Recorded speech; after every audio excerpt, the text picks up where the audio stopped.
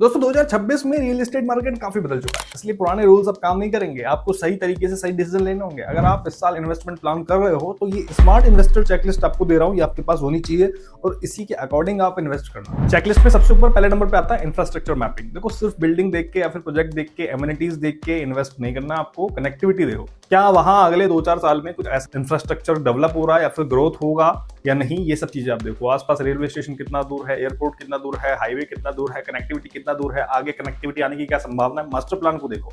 2026 में वही प्रॉपर्टी आपको कमा के देगी ना जो इंफ्रास्ट्रक्चर से 15-20 मिनट की डिस्टेंस पे। सबको फैसिलिटीज से डिस्टेंस कम चाहिए। दूसरे नंबर पे 20 मिनट सिटी कॉन्सेप्ट को याद रखना। तो चेक करो कि आप जिस प्रोजेक्ट में इन्वेस्ट कर रहे हो ना, तो वो 20 मिनट सिटी मॉडल में आती है नहीं आती है। यानी कि school, hospital, office, shopping malls आसपास है नहीं है। 20 मिनट की रेडियस के अंदर आते नहीं आते। 20 की जगह 25 ले लो, लेकिन रेडियस में होने चाहिए, क्योंकि जो एंड यूजर है वो ये सब चीजें देखेगा। इन्वेस्टर की निगाह से नहीं, एंड यूजर की निगाह से देखो। क्योंकि स्मार्ट इन्वेस्टर जो है वो आइसोलेटेड प्रोजेक्ट की जगह इंटीग्रेटेड टाउनशिप को प्रायोरिटी दे रहा है, जिसके आसपास सुविधाएं हैं। तीसरी की बात करते हैं, डिजिटल वेरिफिकेशन। रेरा 2.0 इसको नाम दे लो। 2026 में सिर्फ रेरा देख के या फिर होर्डिंग से या फिर पॉम्पलेट से रेरा देख के आपको प्रोजेक्ट में इन्वेस्ट नहीं करना। रेरा पोर्टल पर भी जाके डेवलपर का ट्रैक रिकॉर्ड वगैरह, प्रोजेक्ट की क्वार्टरली प्रोग्रेस वगैरह, ये सब चीजें चेक करो। कोई लिटिगेशंस वगैरह तो नहीं, ये सब चीजें चेक करो। और ये चेक करना आज की डेट में मैंडेटरी है, क्योंकि डिजिटल ट्रांसपेरेंसी ही आपका सबसे बड़ा इंश्योरेंस है, वरना आपको कोई नहीं बचा सकता, चक्कर काटते रहोगे। चौथा चेकलिस्ट, सस्टेनेबिलिटी फैक्टर आप जरूर देखना। आप जिस तरीके के डेवलपर के साथ इन्वेस्ट कर रहे हो, जिस प्रोजेक्ट में आप इन्वेस्ट कर रहे हो, क्या वहां पर बिल्डर या फिर developer solar power, rain water harvesting जैसी टेक्नोलॉजी का यूज दे रहा है, नहीं ले रहा।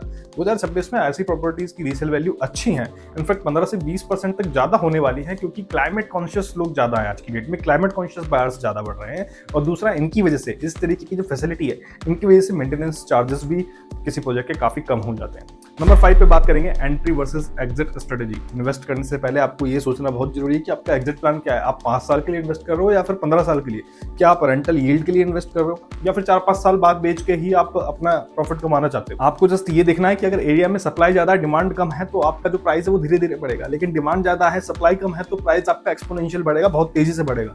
तो ऐसे जगहों की तलाश में रहो आप। 2026 का मार्केट उनके लिए है जो डेटा और रिसर्च पर ट्रस्ट करते हैं। ये सीधी सी बात है, सिर्फ हवा पर मत जाओ, हाइप पर मत जाओ, चेक करो, कंसल्टेंट से कंसल्ट करो। प्रॉपर्टी को उसके प्राइस से नहीं, वैल्यू से तोलो। क्योंकि आपने वो कहावत तो सुनी हुई होगी, सस्ता रोए बार बार और महंगा रोए एक बार। अगर आप मुंबई में लैंड में इन्वेस्ट करने का प्लान बना रहे हो, सही लोकेशन पर 1 CR तक का आपका बजट है, प्रीमियम लग्जरी टाउनशिप में लैंड में आप इन्वेस्ट करना चाहते हो, तो नीचे नंबर दिया हुआ है, इस पर कॉन्टैक्ट कर लेना। महारेरा अप्रूव्ड, MSRDC अप्रूव्ड में आप इन्वेस्ट कर सकते हो। बाकी रियल एस्टेट को स्मार्ट तरीके से समझने के लिए इन्वेस्ट स्पेस को अभी सब्सक्राइब करें। Thank you so much.